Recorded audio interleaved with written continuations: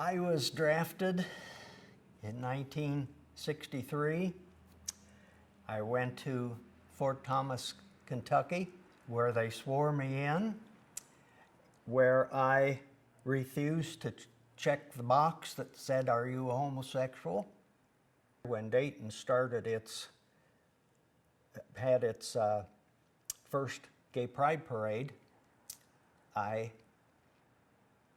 at the very last minute, decided that I was going to join it, and I had a banner made with the new logo, which was American Veterans for Equal Rights. Todd Shinkle heard about it from the Chicago headquarters.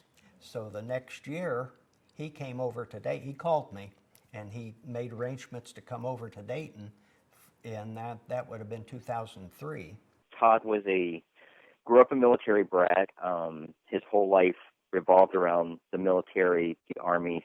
His dad was in the military. So Todd devoted all of his life to living the military, breathing the military, eating the military, anything military.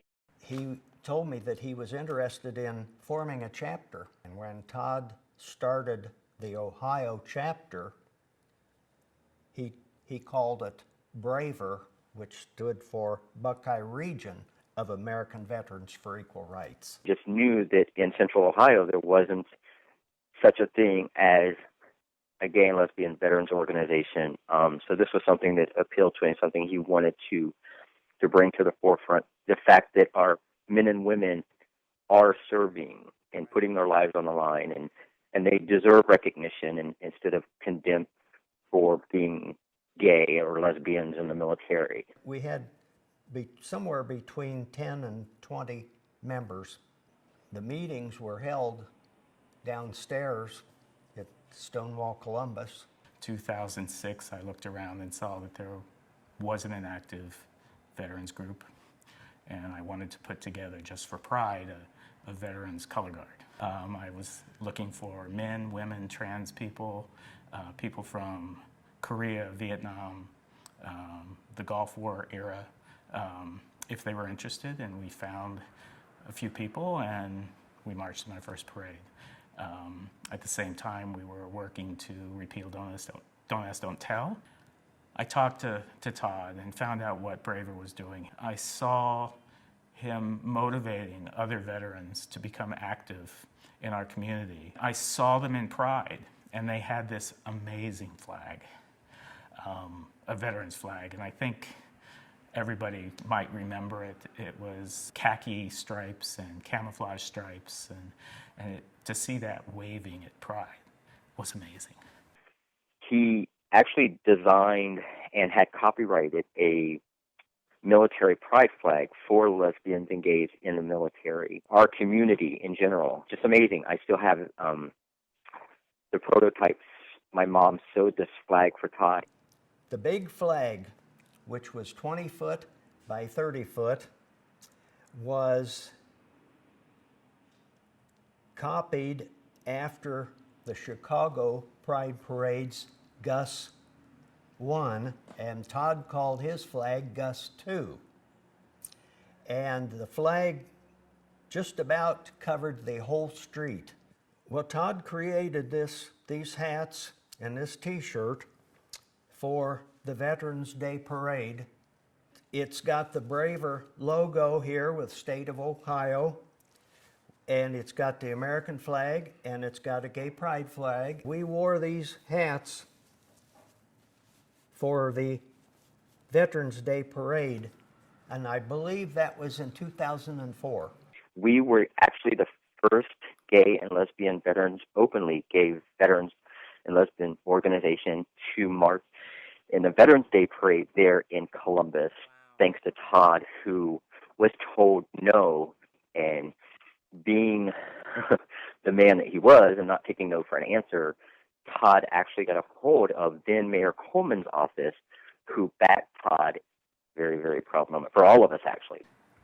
But I found out Todd was also fighting a personal battle, one from a service-related incident, and he wasn't well. For 4 years, the military refused to acknowledge or accept the fact that there was anything wrong. They just kept telling him he had a really bad case of acne. Finally, after 4 years, the Army agreed to let him go to a civilian hospital who diagnosed him with stage 4 B-cell non-Hodgkin's lymphoma.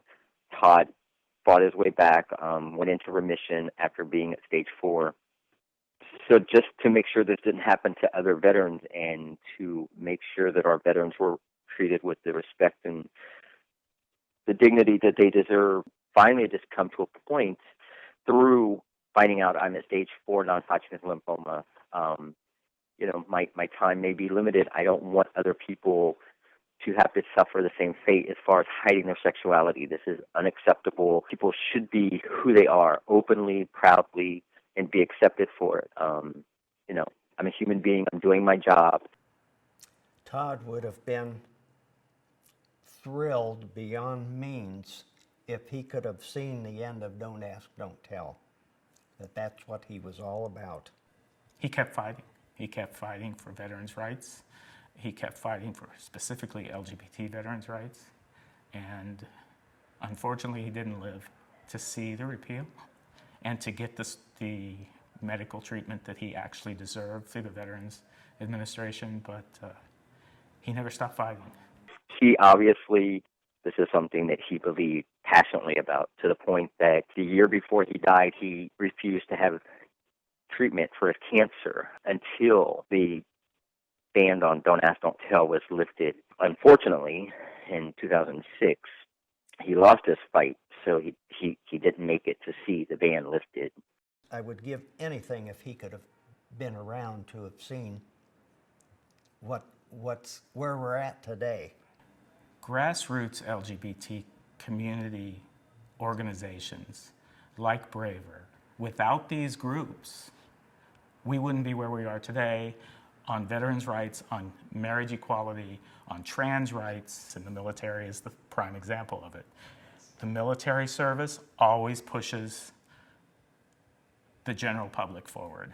We saw that with integration in the military, we see it now with LGBT rights, and we're going to see it with trans rights. Todd should be remembered for his guts, his perseverance.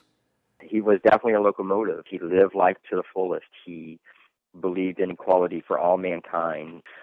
This is not for me. This is for the men and women and my brothers and sisters in the Army and all the military. The LGBT community should remember Todd as a pioneer, as a fighter, and as a great American.